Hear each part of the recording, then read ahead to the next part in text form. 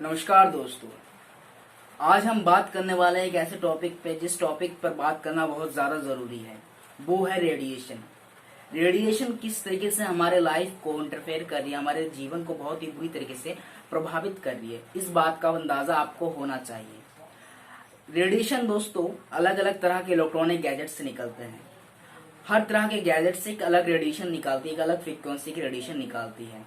अब देखिए, रेडिएशन अपने आप में बहुत बड़ी प्रॉब्लम या बहुत बड़ी समस्या हो सकती है।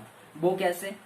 हम विभिन्न प्रकार के इलेक्ट्रॉनिक गैजेट्स का इस्तेमाल करते हैं, उसकी अपनी एक फ्रीक्वेंसी होती है।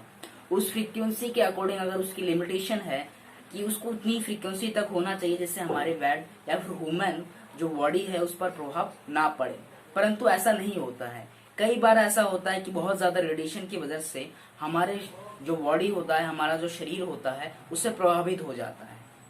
अब हम बात करते हैं रेडिएशन के बुरे प्रभाव की। दोस्तों WHO ने भी कह दिया, एक रिसर्च में यहाँ दावा किया गया कि रेडिएशन जो है हमारे ब्रेन सेल को बहुत ज्यादा बुरी तरीके से प्रभावित करता है। रिसर्च में यहाँ दावा किया गया कि रेडिएशन जो है हमारे ब्रेन सेल को बहुत ज्यादा बुरी तरीके से प्रभावित करता है।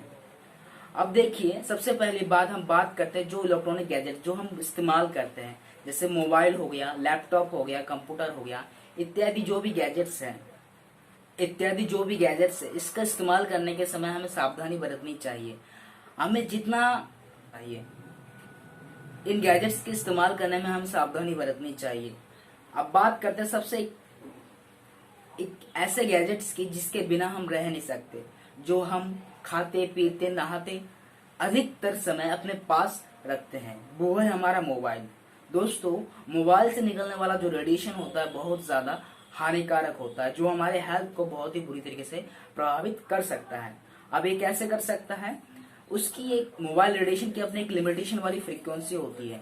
अगर उससे अधिक उसकी फ्रीक्वेंसी होती है तो हमारी हेल्थ को बहुत ही बुरी तरीके से प्रभावित कर सकती है।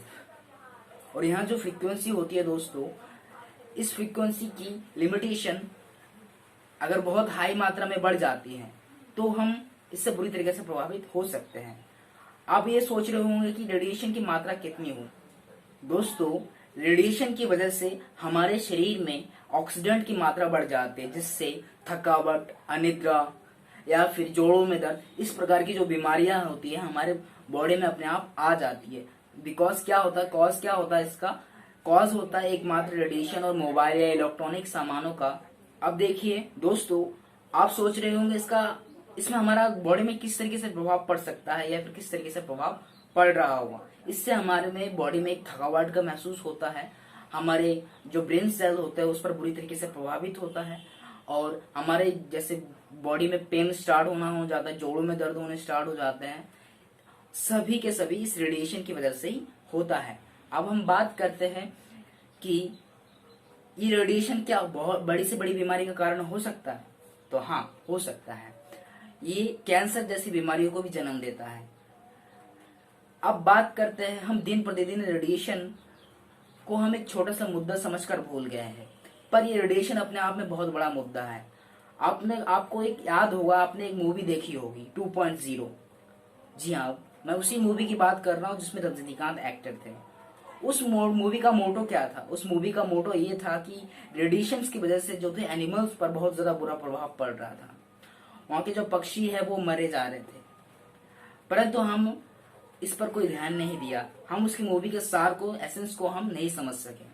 पर अभी भी समय है, हम इस रेडिएशन के जो फ्रीक्वेंसी रेट है उसका हम गवर्नमेंट को अपोज कर सकते हैं, उनको समझा सकते हैं, इस प्रति लोगों में जागरूकता फैला सकते हैं। क्योंकि अगर रेडिएशन बहुत मात्रा में, ज्यादा मात्रा में बढ़ने लगी तो एक बहुत बड़ी एक जटिल समस्या हो सकती है।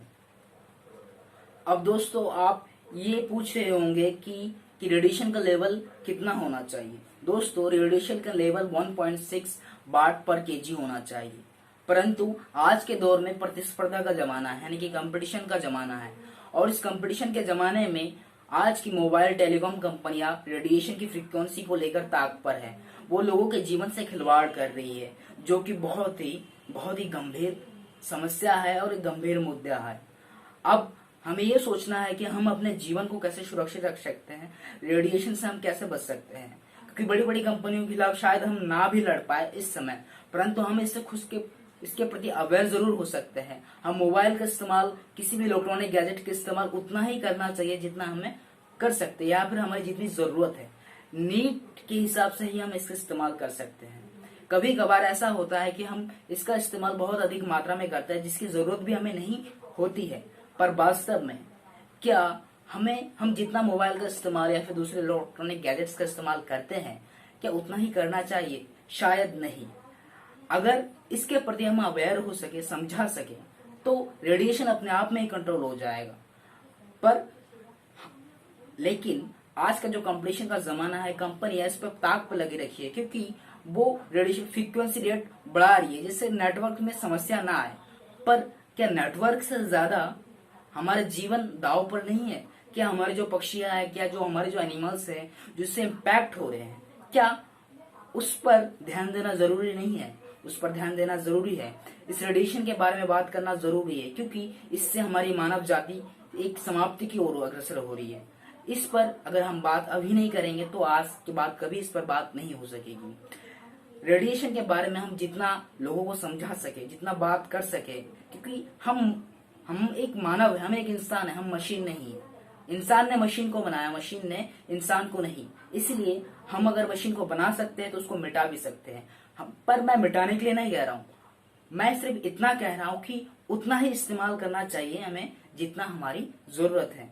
आशा करता हूँ आपको वीडियो समझ में आया होगा। अगर आपको ये वीडियो अच्छी लगे हैं तो उसको शेयर कीजिएगा।